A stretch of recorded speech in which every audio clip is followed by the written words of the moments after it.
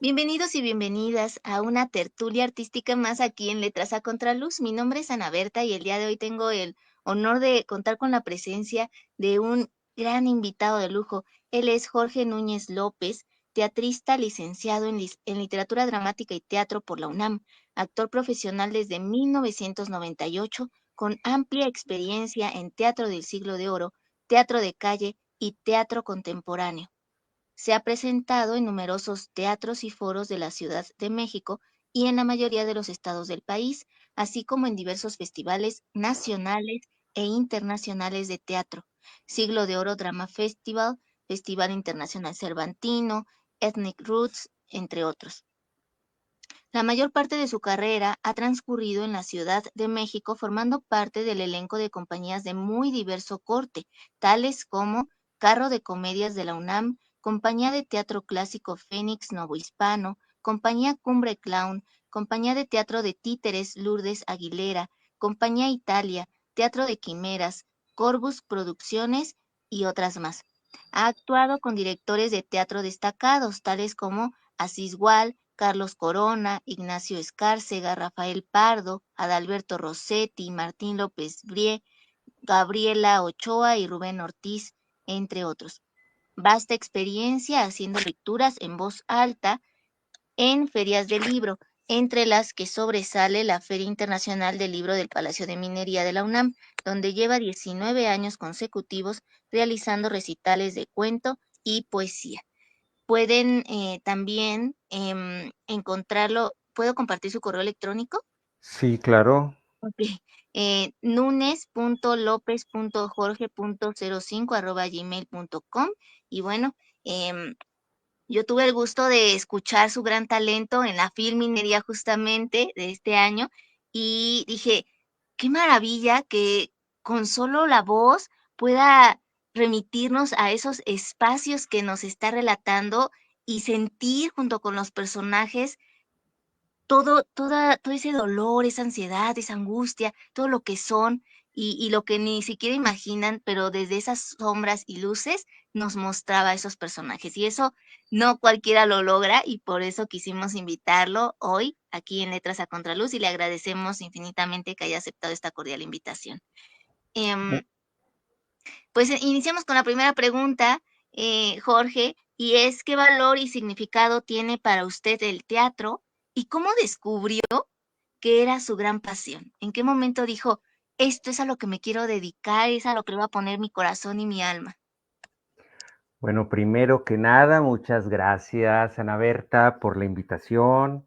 Eh, pues eres muy amable en alojarme aquí en tu espacio. Y pues mira, efectivamente nos conocimos en un espacio privilegiado que para mí ahora significó mucho porque se cumplieron ya 20 años de lecturas consecutivas en la Feria Internacional del Libro del Palacio de Minería, que tú sabes que es un lugar muy importante, que ocupa un sitio muy destacado entre las ferias de América Latina. Creo que es la feria más antigua de América Latina. Eh, en fin, te agradezco. Y bueno, claro, tu pregunta, ¿cómo fue que yo descubrí mi vocación? Bueno, fíjate que yo de niño, yo quería ser titiritero porque en la feria de León, yo soy de León, Guanajuato, yo nací en León, Guanajuato, y en León, Guanajuato llegaban una compañía de títeres, ponían su teatrito, una carpa de títeres, y hacían, pues presentaban sus historias, ¿no? Eran marionetas. Y a mí me impresionaba muchísimo la habilidad de ellos. Estas presentaciones, aunado también a que los fines de semana pasaban en la televisión el show de los Muppets. Entonces, ambas cosas, el show de los Muppets y la influencia de los títeres en vivo, o sea, ver lo que lograban, lo que hacían, el mundo misterioso, ¿no? O sea, entrar en esa carpa oscura, donde de repente al final se abre una luz y aparecen estos seres misteriosos, mágicos, y bueno, en fin, yo quería ser el que manejara eso, el que estuviera atrás de eso, pero poco a poco mmm, fui queriendo ya no ser solo titiritero, sino más bien ser yo el que saliera, porque este impulso de, más bien este gusanito que me entró al ver los títeres, hizo que yo hiciera en la casa de mis papás pues un teatrito donde invitaba a los niños de la cuadra, a la familia, yo hacía mis propias funciones con títeres y todo, siempre títeres inventados o títeres que me compraron mis papás así de guante, muy sencillos, ¿no? Y hacía mis historias o copiaba historias que yo veía por ahí o veía en la televisión o leía y las adaptaba y hacía todo mi show con música, con todo, ¿no? Y te digo, llegó un momento en que en uno de los números se vio la necesidad de que también hubiera un actor, o sea, ya no solo los títeres, sino un actor, entonces dije, pues yo era el que hacía todo, ¿no? O sea, el director, el titiritero, todo. Entonces salí yo y entonces a partir de ahí eso me gustó porque fíjate lo que te voy a contar. El día que yo decidí que, que necesitaba un actor en escena para ese número en especial, esa noche no dormí, toda la noche me la pasé temblando de nervios, estaba ansioso, solamente las únicas noches que recuerdo que yo me ponía así era cuando sabía que iban a venir los Santos Reyes. También cuando iban a venir los Santos Reyes, yo no dormía, temblaba, sudaba frío, me ponía súper nervioso, ya en la madrugada bajaba así muy lentamente. Esa noche también previa a, digamos, mi estreno como actor de niño, también la pasé así. Ya ahora de grande, haciendo la comparación, digo, bueno, esa sensación tan particular, ese nervio tan particular, frente a qué era, y ahora lo entiendo, era frente al misterio, o sea, frente a la posibilidad de ser yo el partícipe de una situación mágica, misteriosa, mágica, el mito, lo oculto, algo que es lo más esencial de los seres humanos, ¿no? O sea, el misterio, el mito. Y esa misma sensación en chiquito a veces en mayor medida, la sigo teniendo siempre antes de cada presentación.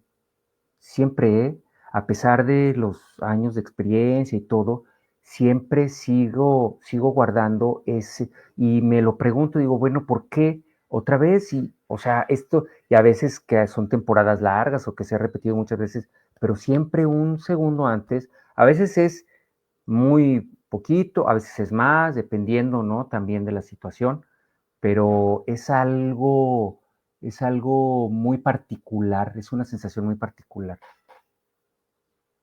eh, que siempre nos dicen que esos nervios se necesitan para poder dar todo lo mejor de nosotros, el 100% en cada función y que no se quede uno corto, ¿no? Sino al contrario.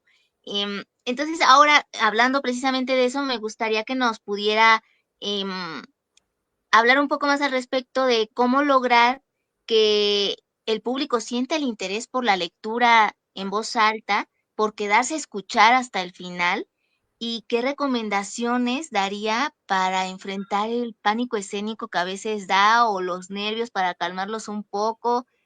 ¿Hay algún Ah, ejercicio en específico? La ah, respiración, meditación, ¿qué aplica usted?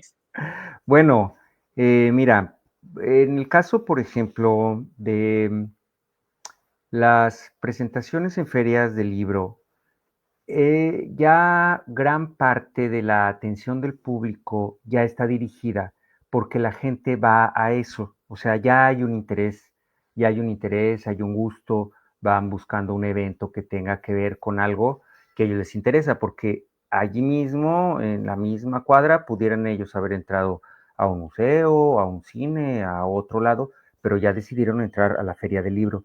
Entonces ya ahí, digamos que para mí, como lector, como actor, ya tengo gran parte de su atención ganada.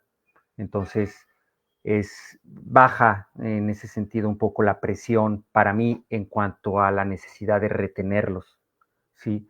Igual también cuando la gente va al teatro, la gente pagó por entrar, entonces ellos van con una disposición de estar allí. Es diferente cuando se hace una presentación en un lugar donde nadie lo espera, en la calle, en un camión, en una playa, en un mercado, en un hospital, en una biblioteca. Todos estos son lugares donde me ha tocado actuar, llegar con una obra de teatro, con una lectura, con una presentación, a veces corta, a veces más elaborada, y donde nadie se lo espera. En ese momento, allí sí es toda la responsabilidad de captar la atención porque la gente no lo pidió. O sea, ahora sí, nadie está en la predisposición de estar allí, tampoco están cómodamente ya sentados, avisados, sino son sorprendidos. Allí sí hay más presión en ese sentido para mí, para nosotros, para los actores. Y la verdad es que no hay ninguna fórmula o recomendación más, más efectiva, yo creo, que, que el gusto que tú tengas por lo que estás haciendo. O sea, cuando, cuando tú ves, cuando tú ves a alguien, y no solo estoy hablando de la actuación, cuando tú ves a alguien que está disfrutando algo que está haciendo, te atrae, te atrapa, te llama la atención, te hace que tú quieras estar en su lugar, ¿no? O sea, tú ves, no sé, a un jardinero, a una cocinera, a un médico, a quien sea, a quien quieras, ¿eh? Pero que está entregado a su trabajo, a su actividad, te dices, pero, o sea, lo hace con tanto amor que yo quisiera ser él, ¿no? Quisiera estar ahí, o sea, se genera esa empatía. Entonces, yo creo que sí, obviamente, como técnicas y todo eso, pues todos los actores tenemos un entrenamiento al respecto, pero eso no es, digamos, lo más importante. Lo más importante de veras es que mi atención esté en el gusto que me da a mí estar compartiendo, en este caso, de la lectura en voz alta, un texto que es seleccionado. Allí en la Feria del Libro los textos los selecciona casi siempre Fernando Macotela, que es el director de la feria, con ayuda de su equipo de trabajo a veces, pero son muy cuidadosos en la selección y siempre me entregan a mí textos que ellos previamente ya han estudiado, han valorado los tiempos que dura y todo, y qué quieren ellos compartir con el público. Entonces, yo llego con un regalo, con una sorpresa para el público. Entonces, este regalo para mí es muy satisfactorio entregarlo. Entonces, yo estoy muy feliz de poder mostrarles, compartirles y además de invitarlos a que después conozcan más. A lo mejor puede ser de un autor del que ya habían oído hablar, de un autor que no conocían, o de un autor que habían leído, pero de repente no le habían dado seguimiento. Entonces, es una oportunidad para, para encontrarse con o sea, el autor, digamos, se hace allí presente a través de la lectura. ¿no? De esos autores y autoras que has podido, de quienes has podido interpretar sus textos, ¿a quiénes podrías nombrarnos y por qué precisamente ellos o ellas?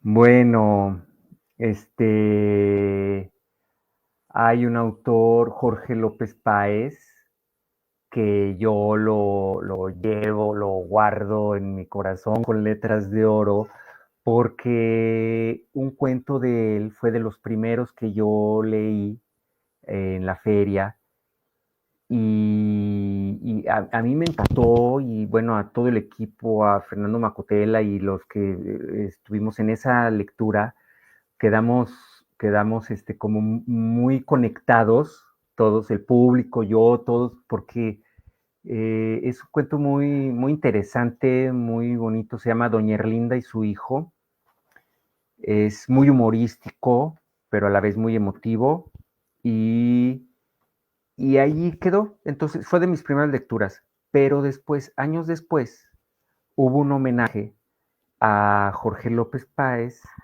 y él estuvo presente en la lectura. Entonces, el hecho de que el autor estuviera presente, para mí fue pues un regalo de Dios, imagínate.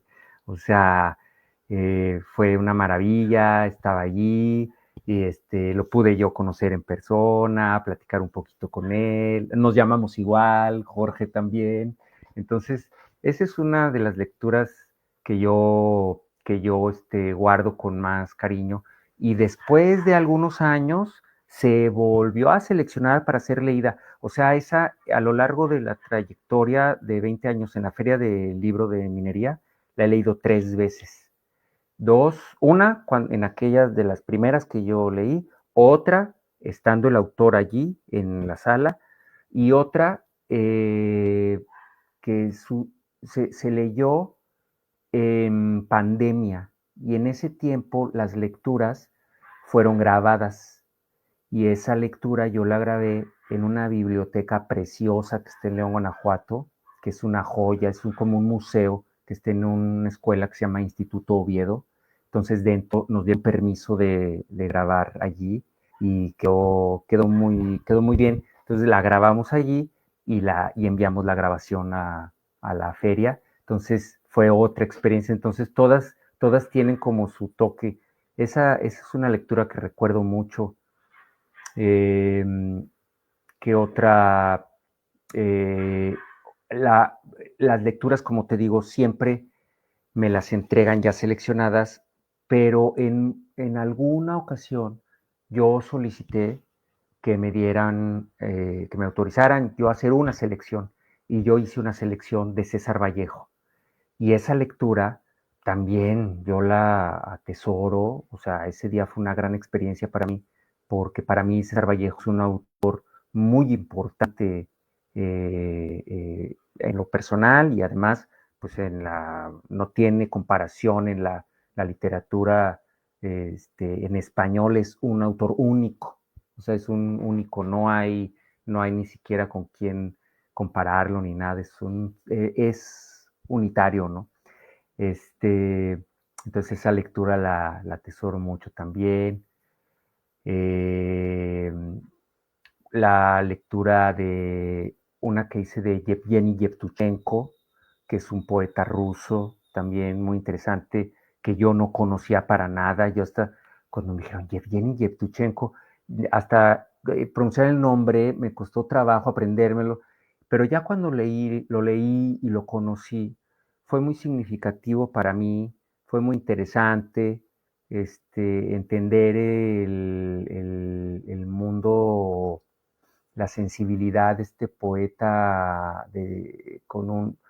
venido del exilio del comunismo y también su conocimiento de la historia de México, etcétera. Esa y bueno, muchas otras, ¿no?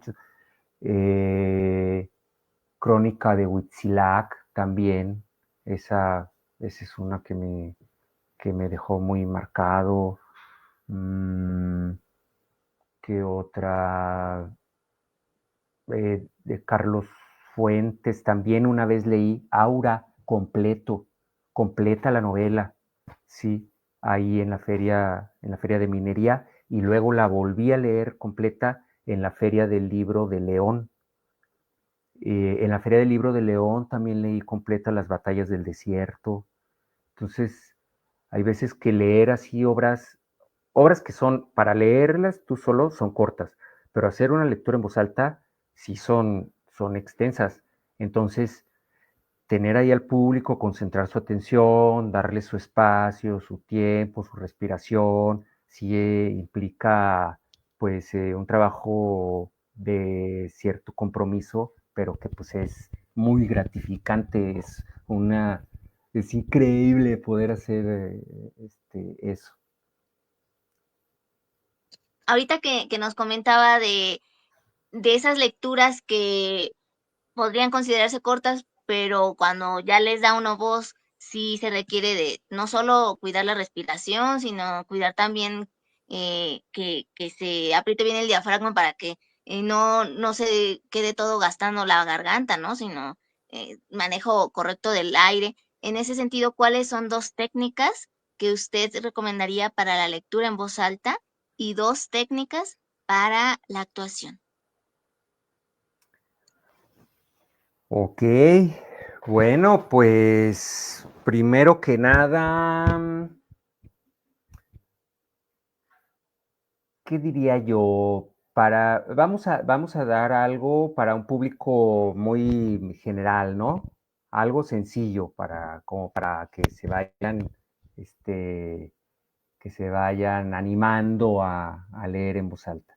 Pues hay una que es muy conocida, muy típica, que lean con un lápiz aquí, ajá, y que lean así, ajá, que esto te pone como, digamos, una dificultad y ya después vas a poder articular mejor. Esto es para la articulación, ¿sí? Y, Para, y también para la dicción, ¿no?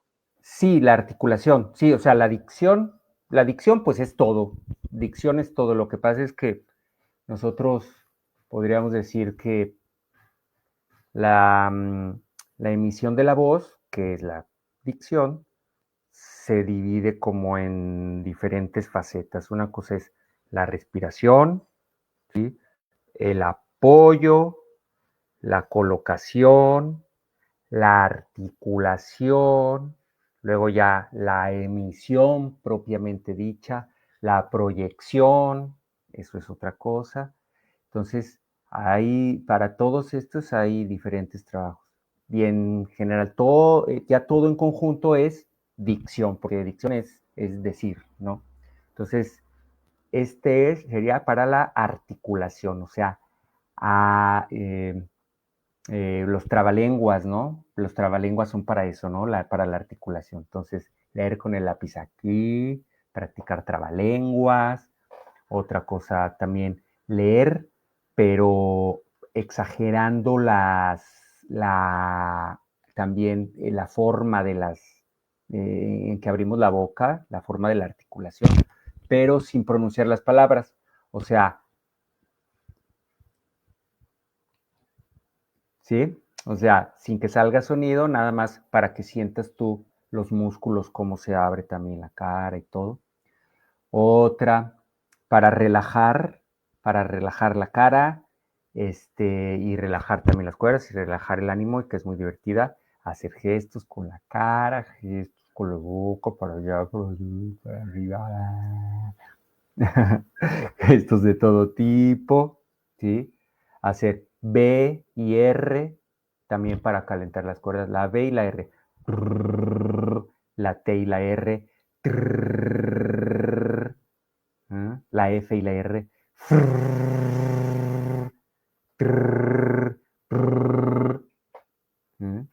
Son algunas cosas. Ajá. Ok. Ahora, no sé si tenga preparado algún texto que nos quiera compartir, aunque sea un fragmento donde podamos escuchar su magnífica lectura en voz alta o algún personaje que tenga preparado y que diga, ahorita lo improviso y conozcan a este Claro, personaje. claro que sí. Fíjate bien. Les voy a mostrar esto. Es un texto de Luis G. Urbina que se llama Metamorfosis. Es un poema cortito, es muy conocido, pero yo desde hace mucho que lo conozco y yo lo he presentado en diferentes lugares y de diferentes formas, pero hace poquito, a raíz de un encuentro que tuve con unos amigos del Programa Nacional de Salas de Lectura, me invitaron y de ahí surgió esta inquietud y de ahí surgieron unos talleres y luego dije, bueno, a ver, les presenté yo el poema y luego dije, a ver, si lo hago así, si lo hago así, y surgió esto que ahorita vas a ver. Fíjate bien, ¿eh? Es toda una historia, ¿eh? Ahí va. A ver si lo que quiero es que salga en pantalla. Fíjate bien. Es,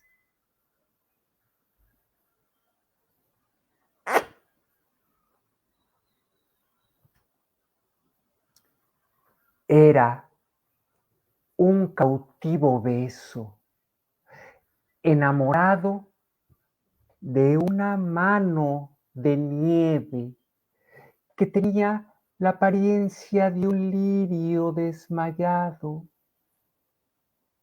y el palpitar de un ave en agonía.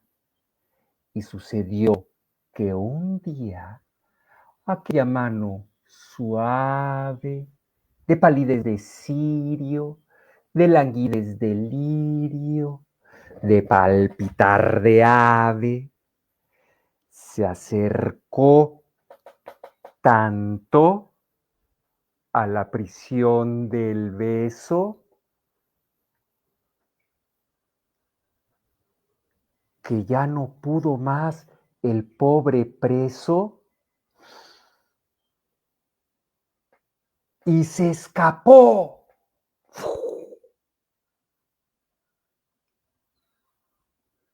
Mas con voluble giro huyó la mano hacia el confín lejano y el beso que volaba tras la mano, rompiendo el aire, se volvió suspiro. Gracias. Bravo. Muy, muy bien.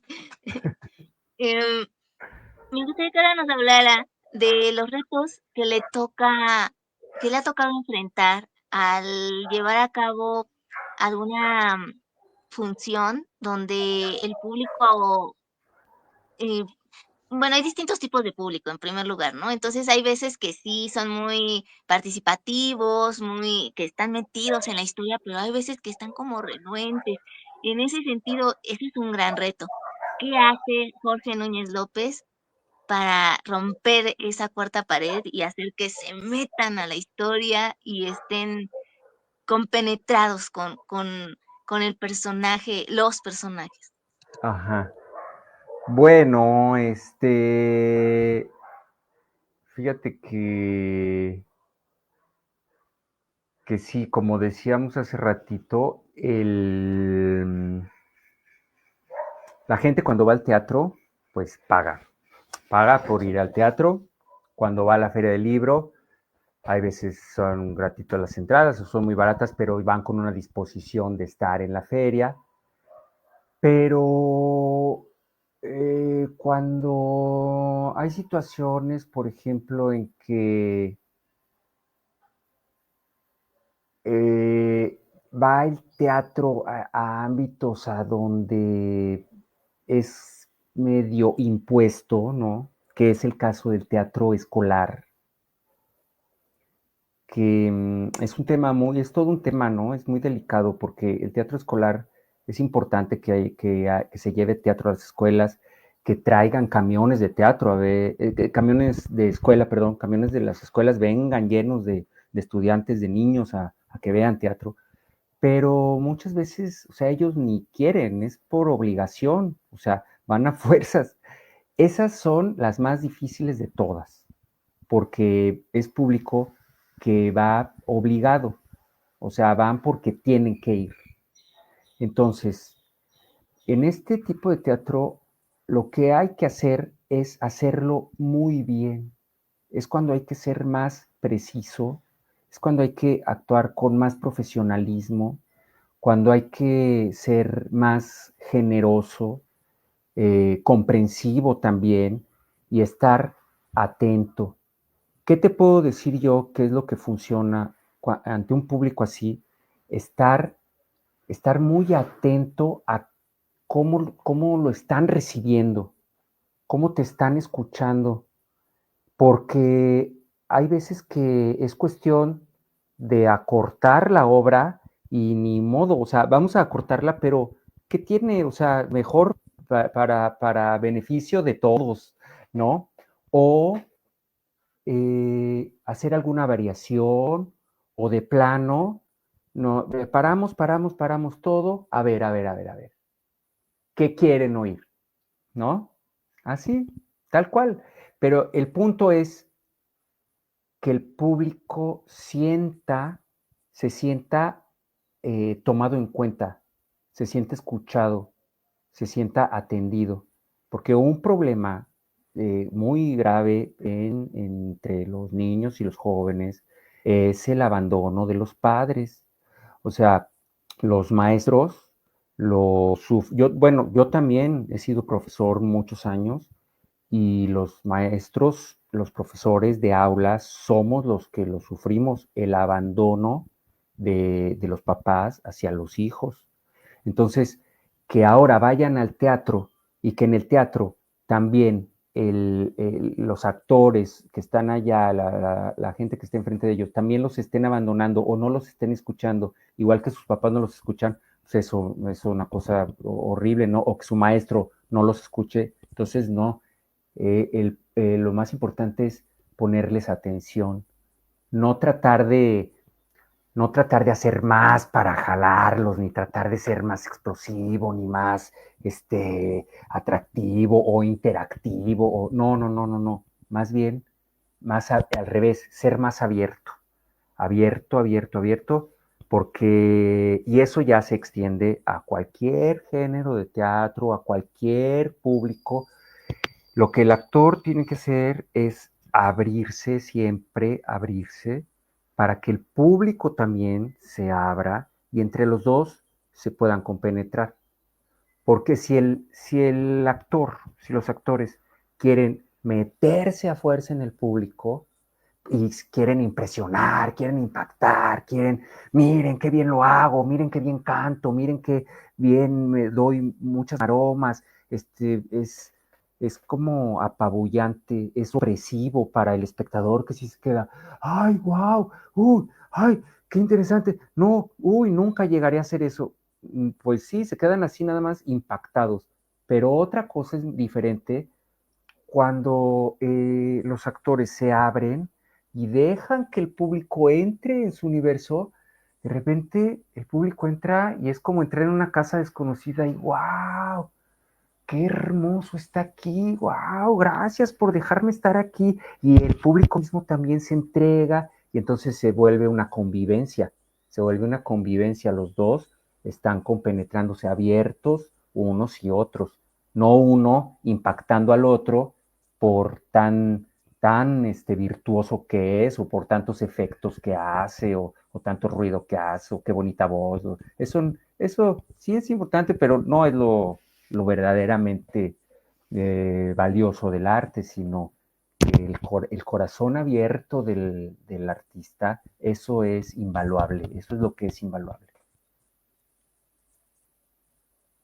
Cuando se llega a presentar esa cuestión de que de plano tienen que detener la obra para precisamente oír lo que el espectador quiere ver y escuchar, ¿qué pasa?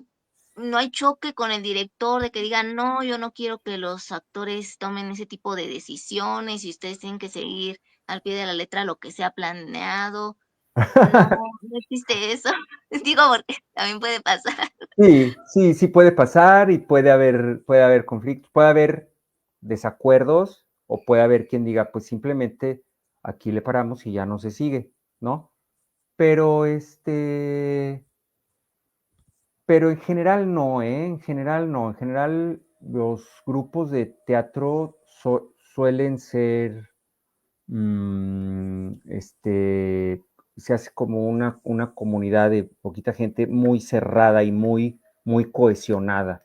O sea, es difícil que ante una situación así haya desacuerdos porque todos estamos enfrentando un mismo reto que hay que resolver, ¿no? Un mismo obstáculo que hay que brincar.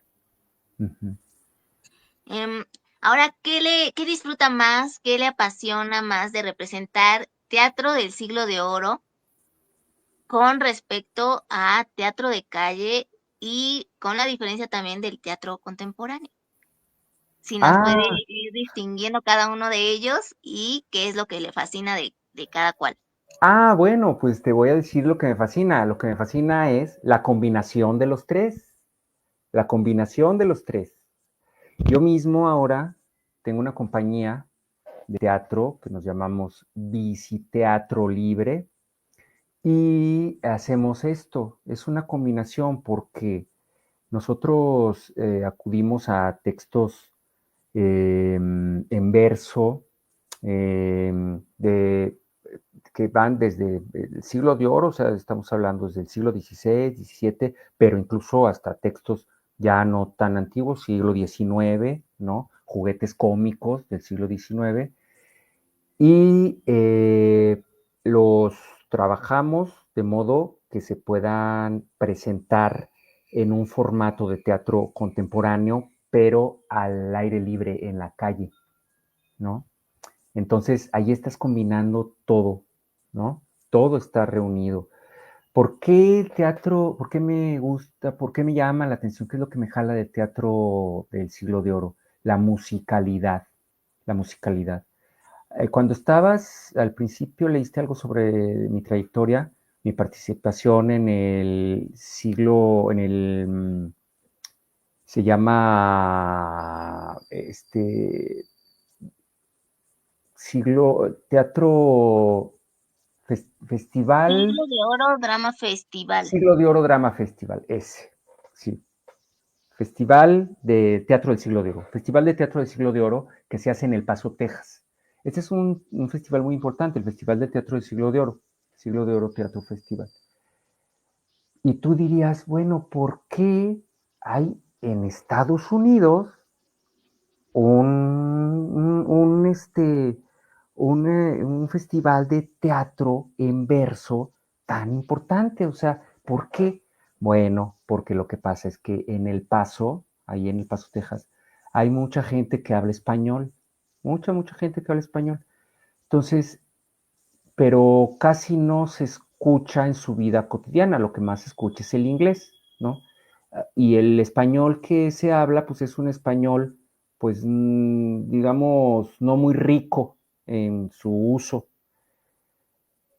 Entonces, ellos hacen este festival para escuchar el español hablado, pero en su forma más rica, en su forma más elaborada, en su forma musical, ¿no? Entonces, imagínate, lo que ellos quieren es escuchar los versos de Lope de Vega, Lope de Rueda, Calderón de la Barca, de Sor Juana, de todos estos maestros del teatro del siglo de oro español, que es donde está expuesto nuestro idioma en su máxima expresión, ¿no? En su máxima expresión, en verso, ¿no?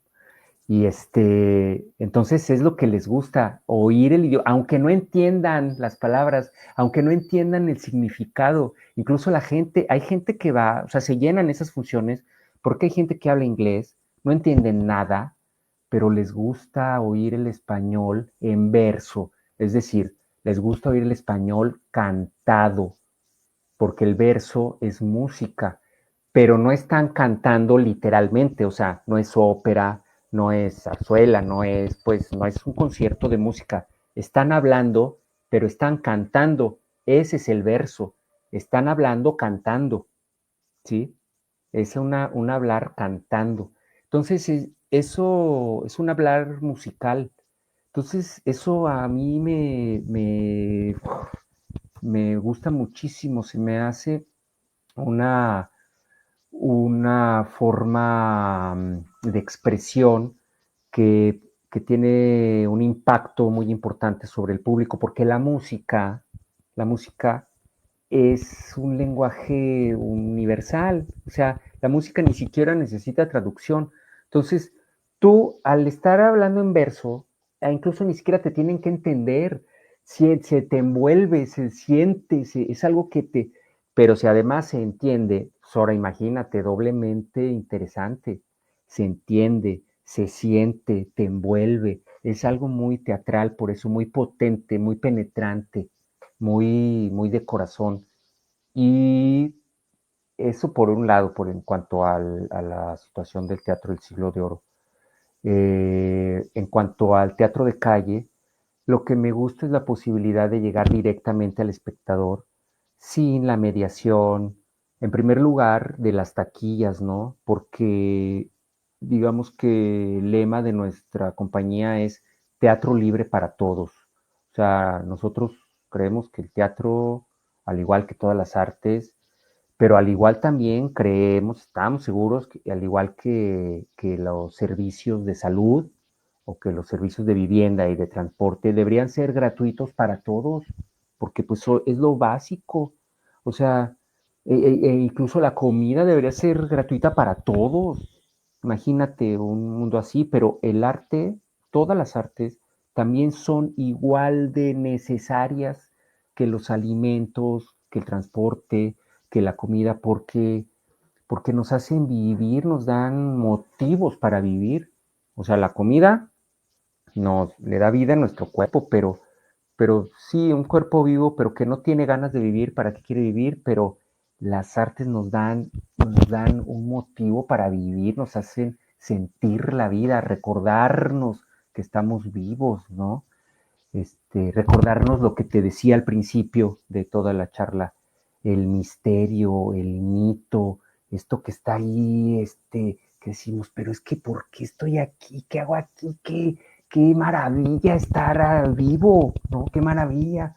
Entonces, bueno, el teatro de calle es una forma de llegar directamente a espacio. Y de calle es, digamos, el nombre formal, pero esto implica abarcar todo tipo de lugares no convencionales, como te decía, y lugares donde hemos hecho teatro en la playa, en camiones, en el metro, en hospitales, en bibliotecas, en oficinas, en el atrás donde están los obreros a veces que salen a comer, ¿no? O los trabajadores de los supermercados que a veces están en su hora de descanso ahí guardando los carritos, se juntan y ahí llegamos y les contamos la historia. Es un momento de esparcimiento para ellos que nadie se los va a dar, ¿no? Entonces, eso.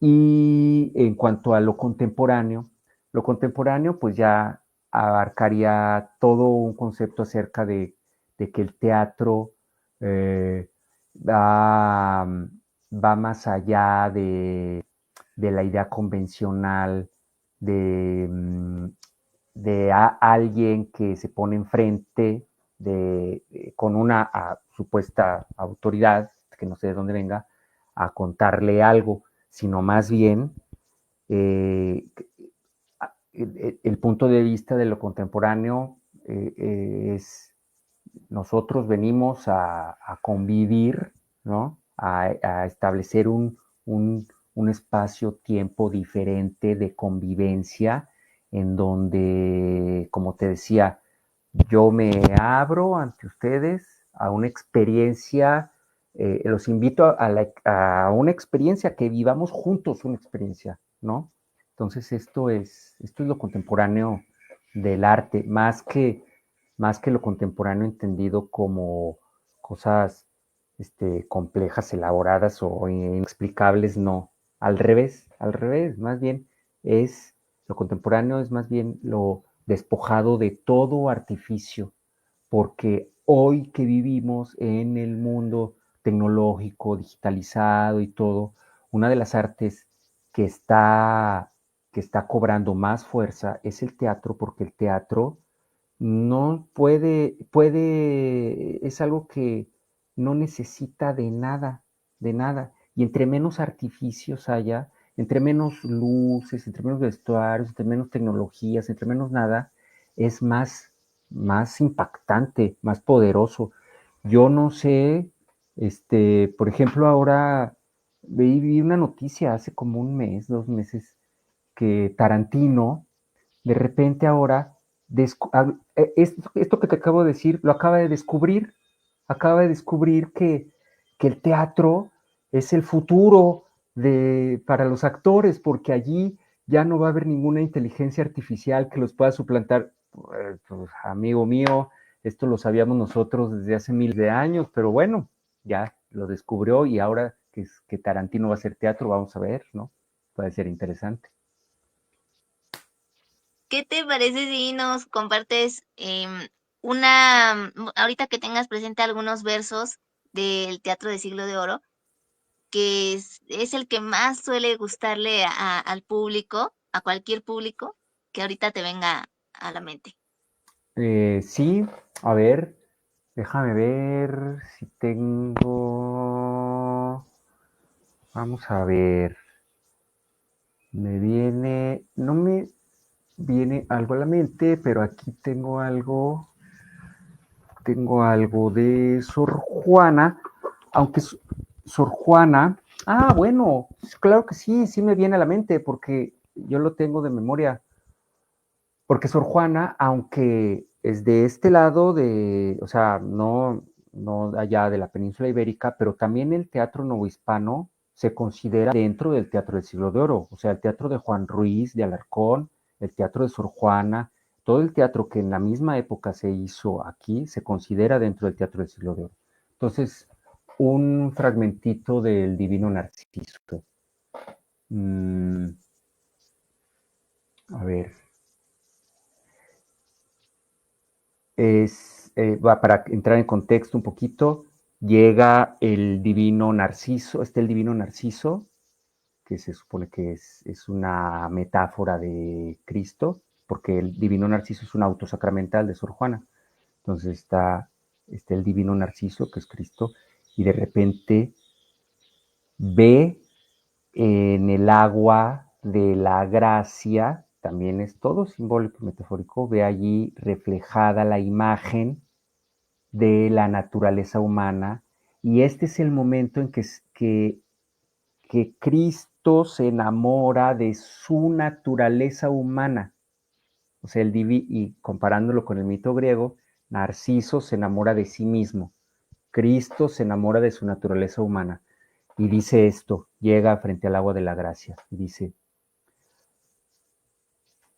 llego, más, ¿qué es lo que miro?